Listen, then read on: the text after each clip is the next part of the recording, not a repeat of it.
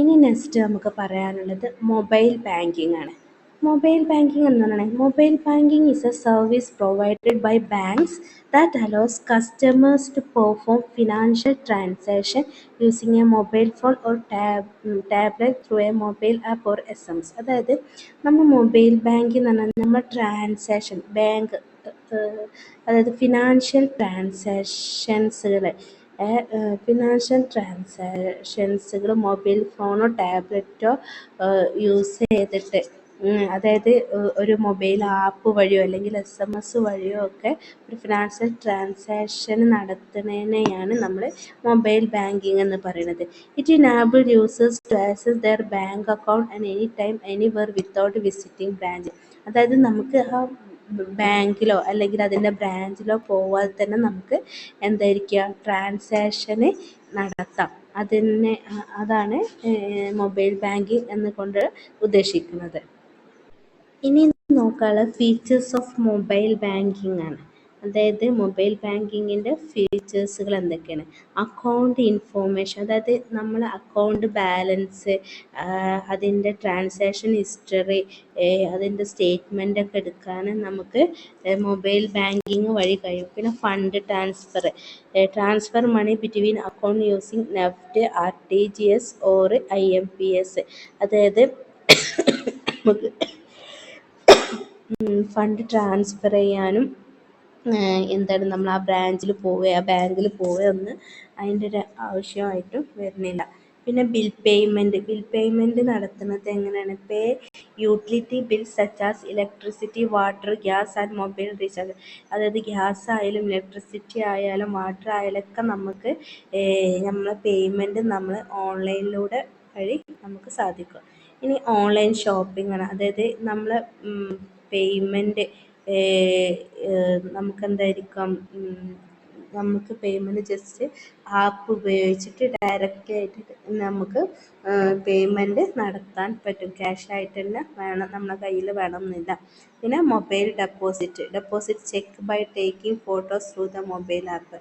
അതായത് ചില ബാങ്കുകളിലൊക്കെ അങ്ങനെ ഒരു അവൈലബിലിറ്റി വരുന്നുണ്ട്. അതായത് ചെക്ക് നമുക്ക് ഫോട്ടോ വഴി മൊബൈൽ ആപ്പ് വഴി നമുക്ക് ക്യാഷ് ഡെപ്പോസിറ്റ് ചെയ്യാൻ പറ്റും. പിന്നെ അലാർട്ട് ആൻഡ് നോട്ടിഫിക്കേഷൻ, നമുക്ക് നമ്മൾ എത്ര പൈസ വിഡ്രോ ചെയ്താലും ഡെപ്പോസിറ്റ് ചെയ്താലും വേറെ എന്ത് ട്രാൻസാക്ഷൻ നടത്തിയാൽ പോലും നമുക്ക് മെസ്സേജുകളും നോട്ടിഫിക്കേഷനും അതാത് ഇൻസ്റ്റൻ്റായിട്ട് നമുക്ക് കിട്ടും. പിന്നെ ലോൺ ആൻഡ് ക്രെഡിറ്റ് കാർഡ് സർവീസുകൾ നമുക്ക് വേറെ പേപ്പർ വർക്കുകളോ ഒന്നുമില്ലാതെ തന്നെ നമുക്ക് ലോണും കാര്യങ്ങളൊക്കെ കിട്ടും. പിന്നെ മൊബൈൽ ബാങ്കിങ്ങിൻ്റെ അഡ്വാൻറ്റേജസ് അതിൻ്റെ ഇപ്പോൾ ഈ മൊബൈൽ ബാങ്കിങ്ങിൻ്റെ ഫീച്ചേഴ്സുകളാണ് നമ്മൾ പറഞ്ഞത്. എന്താണ്? Account information, fund transfer, bill payment, online shopping, mobile deposit, alert and notification. ഇനി ഇതിൻ്റെ അഡ്വാൻറ്റേജ് എന്തൊക്കെയാണെന്ന് നോക്കാം. അതായത് 24 hours ആക്സസിബിലിറ്റി ഉണ്ടാവും. നമുക്ക് ഏത് ടൈമിൽ വേണമെങ്കിലും ട്രാൻസാക്ഷൻ പോസിബിളാണ്. പിന്നെ സേവ് ടൈം ആൻഡ് ഇഫേർട്ട്, അതായത് നമ്മളിപ്പോൾ ഒരു ബാങ്കിൽ പോയി അവരുടെ ടൈം, അതായത് 10 to 5 o'clock ഒക്കെ ആയിരിക്കും ഒരു ബാങ്കിൻ്റെ ടൈം. ആ ടൈമിൽ തന്നെ നമ്മളെ വർക്കും കാര്യങ്ങളൊക്കെ മാറ്റി വെച്ചിട്ട് നമ്മൾ ആ ടൈമിൽ ബാങ്കിൽ പോയിട്ട് അവിടെ നിന്ന് നമ്മൾ ക്യൂവിൽ നിന്ന് അങ്ങനെയൊക്കെ ആ ടൈമൊക്കെ നമുക്ക് വേസ്റ്റ് ആവുകയാണ്. അപ്പം അതിൻ്റെ ആവശ്യമൊന്നുമില്ല. നമ്മൾ എവിടെയാണോ ആ സ്ഥലത്ത് നിന്ന് നമുക്ക് ട്രാൻസാക്ഷന് പോസിബിളായിട്ട് മാറും. Okay, easy and convenient use, നമുക്ക് ഈസി ആയിട്ട് യൂസ് ചെയ്യാനും പറ്റും. പിന്നെ ഇൻസ്റ്റൻറ്റ് ഫണ്ട് ട്രാൻസ്ഫർ, പിന്നെ അത് സെക്യൂർ ആൻഡ് ഇക്കോ ഫ്രണ്ട്ലി, കാരണം പേപ്പർലെസ് ബാങ്കിങ് ആണ്, അതായത് സെക്യൂർ ആയിരിക്കും. പിന്നെ മൊബൈൽ ബാങ്കിങ്ങുകൾ കൊണ്ടുള്ള അഡ്വാൻറ്റേജിന് പുറമെ കുറച്ച് ഡിസഡ്വാൻറ്റേജുകളും കൂടെ ഉണ്ട്. അതായത് ഇൻ്റർനെറ്റ് കണക്ടിവിറ്റി ആവശ്യമുണ്ട്. ഇപ്പം നമ്മൾ റേഞ്ച് ഇല്ലാത്ത സ്ഥലത്തോ റൂറൽ ഏരിയയിലൊക്കെ ആണെങ്കിൽ നമുക്ക് റിസ്ക്കാണ്. നമുക്കത് പേയ്മെൻറ്റ് നടത്താൻ ചിലപ്പോൾ നമ്മളെ GPayയോ ഫോൺപേയോ ഒക്കെ വർക്ക് ചെയ്യാതെ വരുന്നുണ്ട് അല്ലേ.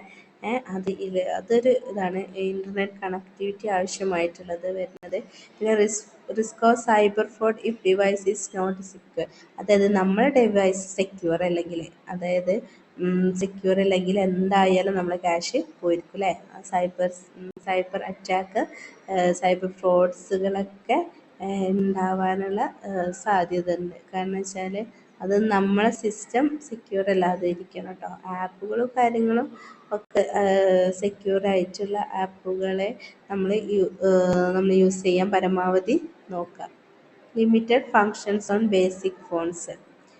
പിന്നെന്താണ്, അതായത് ലിമിറ്റഡ് ഫങ്ഷൻ ചില ഫോണുകളിൽ അതിൻ്റെ ലിമിറ്റഡ് ആക്സസ് ഉണ്ടാവുമെന്നുള്ളൂ. ഇപ്പം പക്ഷേ ഒട്ടുമിക്ക ഫോണുകളും എല്ലാം ആക്സസിബിലിറ്റിയും വർക്ക് ചെയ്തുകൊണ്ട് തന്നെയാണ് വരുന്നത്. ഇനി മൊബൈൽ ബാങ്കിങ് ആപ്പുകൾക്ക് എക്സാമ്പിൾസുകളാണ് SBI YONO, HDFC mobile banking app, ICICI mobile pay, Axis mobile, Paytm payment banks. ഇതൊക്കെയാണ് മൊബൈൽ ബാങ്കിങ് ആപ്സുകൾക്ക് എക്സാമ്പിൾസ് ആയിട്ട് വരുന്നത്. ഇനി നെക്സ്റ്റ് ആണ് way to ensure secure digital transaction. എങ്ങനെയാണ് നമുക്ക് ഒരു ഡിജിറ്റൽ ട്രാൻസാക്ഷന് സെക്യൂർ ആക്കി മാറ്റുക എന്നുള്ളത്.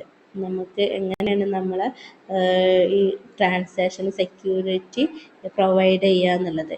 അതായത് use strong password and pins. അതായത് സ്ട്രോങ് പാസ്വേഡും പിന്നും യൂസ് ചെയ്യുക.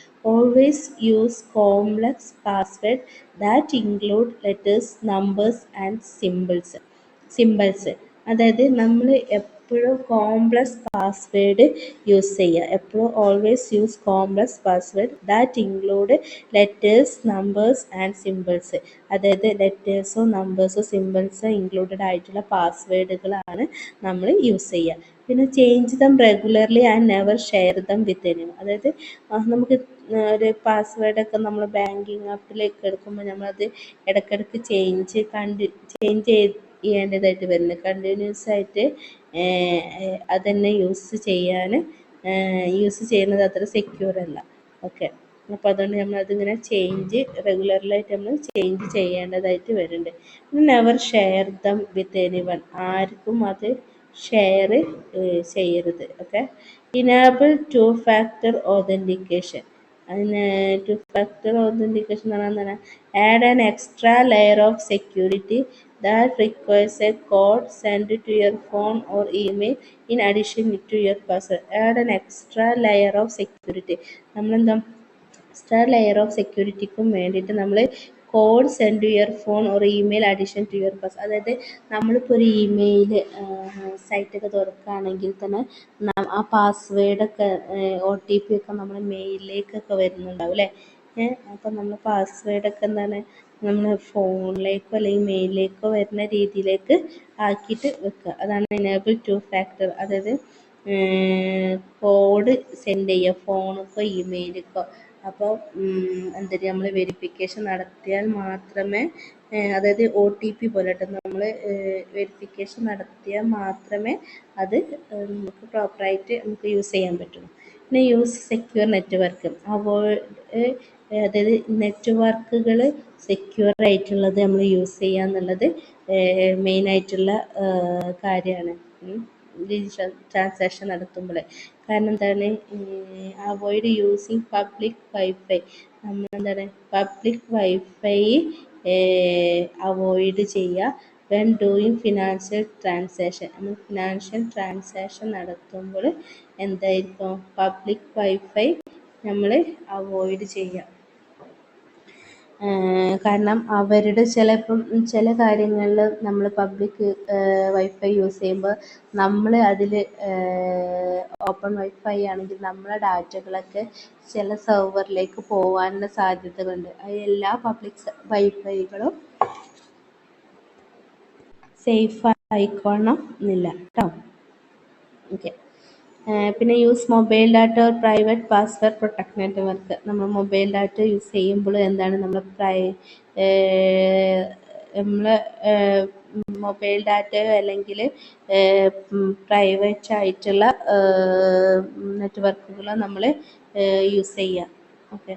Check for HTTPS website. അതായത് നമ്മൾ വെബ്സൈറ്റുകൾ രണ്ട് രീതിക്കുണ്ട്, HTTPയും HTTPSും. ഈ HTTPS എന്ന് പറഞ്ഞാൽ സെക്യൂർ വെബ്സൈറ്റിനെ മെൻഷൻ ചെയ്യുന്നതിനാണ് നമ്മൾ HTTPS എന്ന് പറയുന്നത്.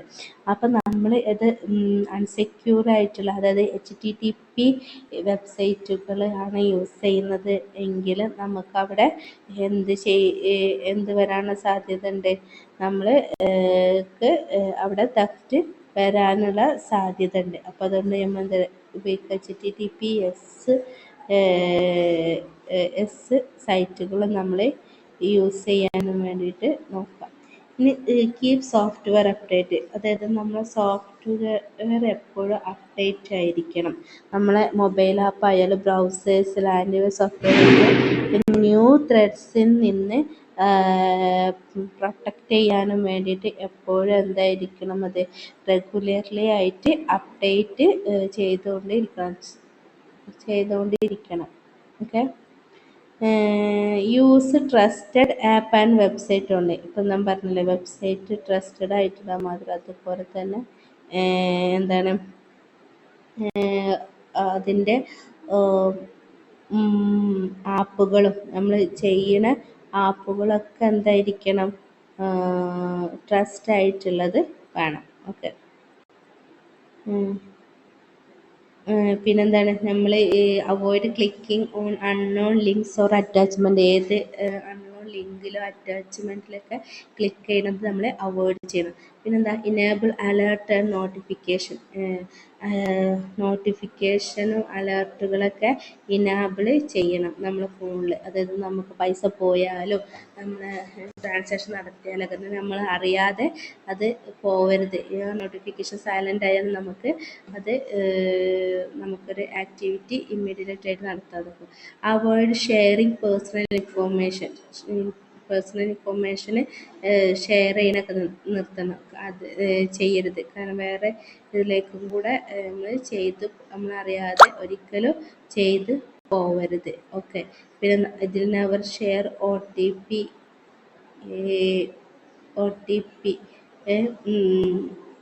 അക്കൗണ്ട് നമ്പേഴ്സ് അല്ലെങ്കിൽ CCV കോഡ്സ് വിത്ത് എനിവൺ. അക്കൗണ്ട് നമ്പറോ OTPയോ CCV ഒക്കെ വേറെ ആരായിട്ട് എന്തെങ്കിലും ഷെയർ ചെയ്യരുത്.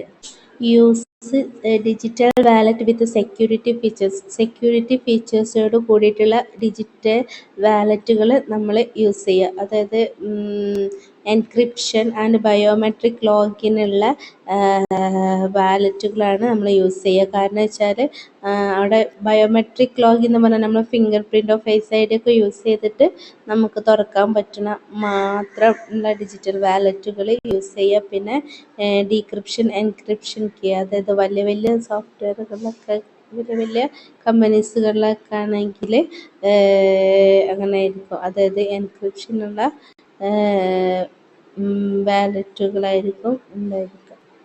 ഓക്കെ. ഇനി മോണിറ്റർ യുവർ അക്കൗണ്ട് റെഗുലർലി. നമ്മൾ അക്കൗണ്ട് റെഗുലർലി ആയിട്ട് നമ്മൾ മോണിറ്റർ ചെയ്തുകൊണ്ടിരിക്കണം. അതായത് നമ്മളെ ബാങ്ക് സ്റ്റേറ്റ്മെൻറ്റുകളും ട്രാൻസാക്ഷൻ ഹിസ്റ്ററിയും ഒക്കെ നമ്മളിങ്ങനെ ഇടയ്ക്കിടയ്ക്ക് റെഗുലർലി ആയിട്ട് നമ്മൾ ചെക്ക് ചെയ്യുന്നത് ഏറ്റവും നല്ലതാണ്. ഓക്കെ. അപ്പോൾ ഇതിൽ നമ്മൾ പറഞ്ഞത് എന്താ വെച്ചാൽ, നമ്മൾ ഒരു ഡിജിറ്റൽ ട്രാൻസാക്ഷൻ നടത്തുമ്പോൾ ശ്രദ്ധിക്കേണ്ട അതിൻ്റെ സെക്യൂരിറ്റി മാനേഴ്സുകളാണ് നമ്മൾ നോക്കിയത്. പാസ്വേഡ് സ്ട്രോങ് ആയിട്ട് യൂസ് ചെയ്യുക, പിന്നെ 2 ഫാക്ടർ ഒത്തൻറ്റിക്കേഷൻ യൂസ് ചെയ്യുക, പിന്നെ യൂസ് സെക്യൂർ നെറ്റ്വർക്ക്സ്, പിന്നെ HTTPS വെബ്സൈറ്റുകൾ, പിന്നെന്താ സോഫ്റ്റ്വെയർ നമുക്ക് ഇടയ്ക്കിടയ്ക്ക് അപ്ഡേറ്റ് ആയിക്കൊണ്ടിരിക്കുക. പിന്നെ ട്രസ്റ്റ് ആപ്പുകളെ മാത്രം നമ്മൾ യൂസ് ചെയ്യുക. പിന്നെ അലേർട്ട് നോട്ടിഫിക്കേഷനൊക്കെ ഇനേബിൾ ചെയ്ത് കൊണ്ടിരിക്കുക. അതൊന്നും അവോയ്ഡ് ചെയ്യാൻ പാടില്ല. പിന്നെ അവോയ്ഡ് ഷെയറിങ് പേഴ്സണൽ ഇൻഫോർമേഷൻ. അതായത് പേഴ്സണൽ ഇൻഫോർമേഷൻ നമ്മൾ എവിടേക്കും ഷെയർ ചെയ്യാതിരിക്കുക. പിന്നെ ഡിജിറ്റൽ വാലറ്റുകൾ യൂസ് ചെയ്യുക. Digital wallet monitor your account regularly. നമ്മളെ അക്കൗണ്ട് അപ്പം നമ്മുടെ തേർഡ് ചാപ്റ്റർ കംപ്ലീറ്റ് ആയിട്ടുണ്ട്. അപ്പോൾ ഇതിലെന്തെങ്കിലും ഡൗട്ട് ഉണ്ടെങ്കിൽ ഒന്ന് കോണ്ടാക്ട് ചെയ്യാം കേട്ടോ. ഓക്കെ.